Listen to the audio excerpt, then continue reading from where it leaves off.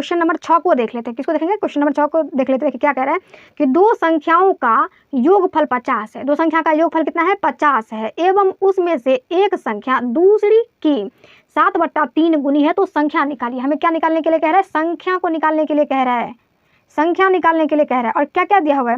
दो संख्याओं का योगफल, योगफल का मतलब होता है जोड़, दो संख्या का जोड़ जो है वो 50 दिया हुआ है, एवं इसमें से एक संख्या, यानी कि एक संख्या ऐसा है जो दूसरी संख्या की 7/3 गुनी है। तो हमें क्या निकालना है? संख्या निकालना है। देखिए क्या कर लेते हैं, हम मान लेते हैं कि पहली संख्या बराबर x, दूसरी संख्या बराबर y। अब क्या करते हैं, जो प्रश्न बता रहे हैं इससे हम क्या करते हैं देख लेते हैं। तो हम लिखेंगे प्रश्न से, अब क्या कह रहा है कि दो संख्याओं का योगफल यानी कि जोड़, तो पहली संख्या जोड़ दूसरी संख्या बराबर 50, इतना हो गया।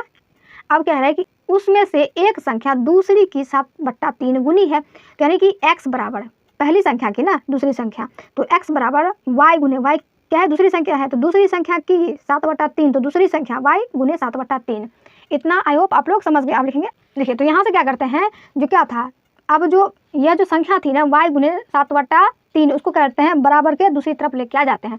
तो क्या जगह x माइनस वाई गुने 7/3 बराबर 0, इसको मान लेंगे समीकरण 2। अब क्या करते हैं, समीकरण 1 घटे समीकरण 2 कर लेते हैं। ठीक है, समीकरण 1 घटे समीकरण 2 कर लेते हैं। तो देखिए समीकरण 1 कितना था? x प्लस वाई बराबर 50 दिया हुआ था ना, तो जो चर पद है उसको इधर लिख देते हैं और अचर पद को दूसरी साइड लिख देते हैं। तो x plus y minus x, और ये माइनस माइनस मिलकर क्या हो जाएगा? प्लस होगा, तो प्लस y गुने 7/3 बराबर 50 माइनस 0। अब देखिए यहाँ पे क्या है कि x प्लस है, यहाँ पर x माइनस है, दोनों को क्या करेंगे? कैंसिल कर देंगे, काट देंगे। अब हमारे पास जो बच जाती है ना, देखिए क्या बच जाती है? y प्लस वाई गुने 7/3 बराबर 50 बच जाता है। अब यहाँ से क्या कर लेते हैं, या लिखेंगे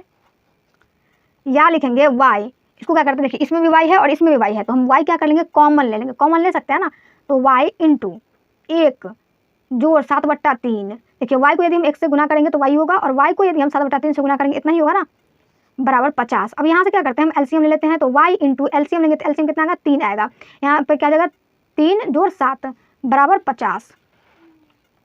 देखिए तो अब लिखेंगे y बराबर 10/3 बराबर 50 होगा ना। अब लिखेंगे y बराबर, यह जो 10/3 है ना, इसको क्या करते हैं? नीचे लेके चले आते हैं। तो y बराबर लिखेंगे 50/10, ऊपर लगा नीचे आ जाएगा, और नीचे वाला क्या जाएगा? ऊपर चला गया। देखिए गुना में लिख लिया 3।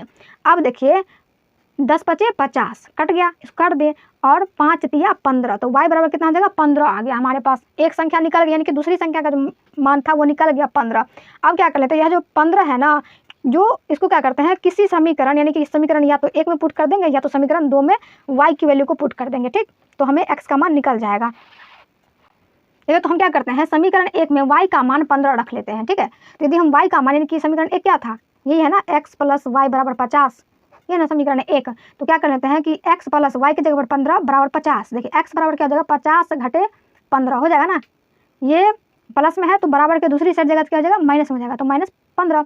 अब इसीलिए x बराबर 35 हो। देखिए 50 में से यदि 15 को माइनस करते हैं तो कितना हो जाएगा? 35 हो जाएगा। तो हमें पहली संख्या में क्या हुई? निकल गई। तो हम लिखेंगे अतः पहली संख्या बराबर 35 और दूसरी संख्या बराबर 15। यही हमारा क्या है? आंसर।